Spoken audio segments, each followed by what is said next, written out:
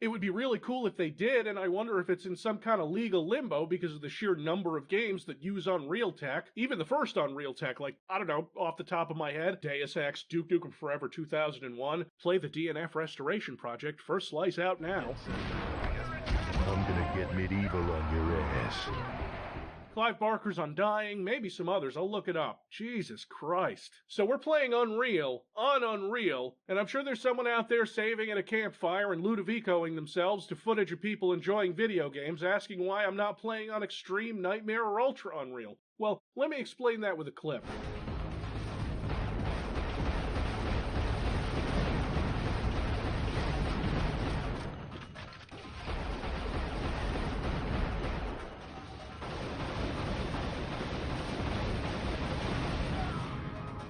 This is meant for co-op. Unreal is the masochism skill, I promise. So let's actually, finally start the game now that all the housekeeping is out of the way.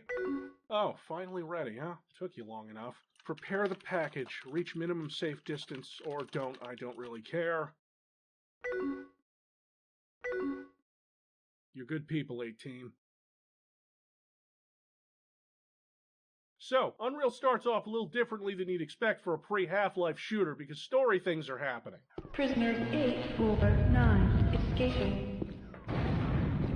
You're a prisoner on the Vortex, Rikers, which has been taken down by the gravitational pull of a mysterious planet. Everybody's dead except you, those who've already escaped, and the soon-to-be dead. You're mostly dead yourself. We should get out of here. Up the elevator, grab the universal translator, maybe stay a little while to read the stuff around the cell block. The ship isn't going to blow up while you're doing this. We have some helpful announcements. Violence will not be tolerated. Lights out at 8 p.m. Someone's going to start a prison riot to celebrate their birthday. It being your birthday won't get you out of trouble for that, trust me. Grab 5 health from a blood-filled toilet with bloody bandages on top, execute a prisoner downstairs. Oof, somebody didn't wet the sponge. These readables paint a picture for us, which is good because we won't be talking to many humans over the course of this game. The Vortex Rikers is taking its crew to a prison moon. It's rough. Jump into a massive vent and make it out of the cell block so Unreal can show you some of the pretty graphical effects it has.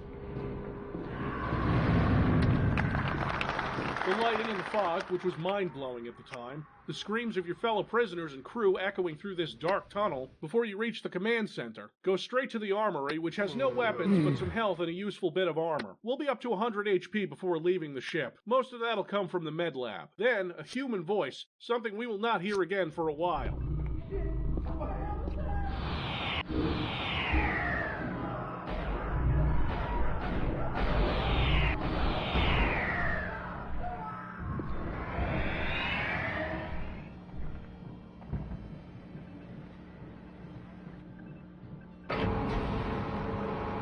Shit, what the hell is that? It's gone before we can face it, which is probably good since we're only getting our first weapon now, which is the dispersion pistol, our recharging emergency energy pew-pew gun. And I can't tell you how important it's going to be later in the game. Just you wait. Break some glass to fully top off our health and admire ourselves in the shiny mirrored surfaces. A couple more brutes and you'll find the other side of this tunnel and the entrance to the next level, also guarded by a brute. You can choose to explore the warehouse here and grab some ammo or healing fruit before going into the mines. We've only scratched the surface of Unreal.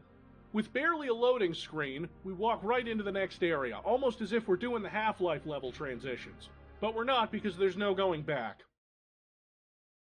Push boxes, grab ammo, blow a hole in the wall to reveal a secret cave with 1 health pickup. I don't really need it. Oh, and a bit of text. It talks about a village on the other side of the mountain. We'll get there. There's something very important there. While trying to turn off a force field, the game begins to show us its cards. Its devilish combat starts here with the introduction of the Scar.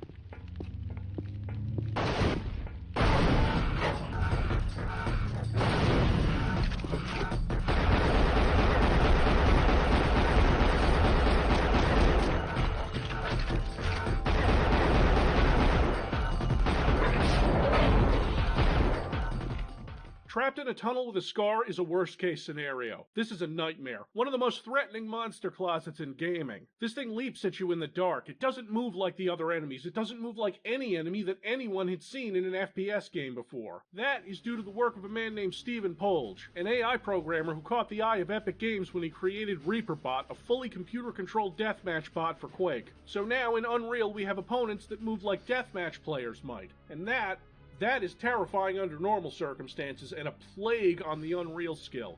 Because what this boils down to, the most important part of it, is that most Unreal weapons are projectiles. And these enemies are very, very good at dodging projectiles, as well as sending them your way, leading their targets, and going after you with the reaction time of a blood cultist. Their weakness is hit scan weapons, and you're only going to have one of those, this measly pistol, for a while.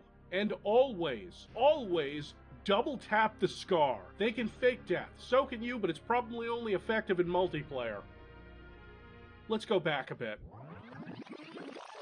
I was fighting this scar because I had to distract him. If I didn't, he would have killed this nice fellow, one of the indigenous creatures to this planet, the Nali. The Nali will help you because they think you're their prophesized savior. And if you beat this game on Unreal, they might be right. You want to keep them alive because a lot of them, like this one, will open secrets for you. You know, until a scar sees them and kills them on sight. Which they do because they're terrible and have taken over this planet. The Nali call them demons from the sky. They came to the planet, subjugated the locals, and are mining for a precious mineral called Teridium. Hey, wait a fucking minute, isn't this the plot of Avatar? Except the humans are the Scar and the Na'vi aren't quite as peaceful? That's weird. Anyway, keep them alive because this one gives you the Stinger, your first rapid-fire weapon with a secondary that's as close to a shotgun as you'll get for a while. Look at this man, he's just trying to reach inner peace. Every fight against the Scar at this point in the game is going to be a life-or-death struggle. You might end up switching to the pistol just because they can't dodge that. You don't want them in your face.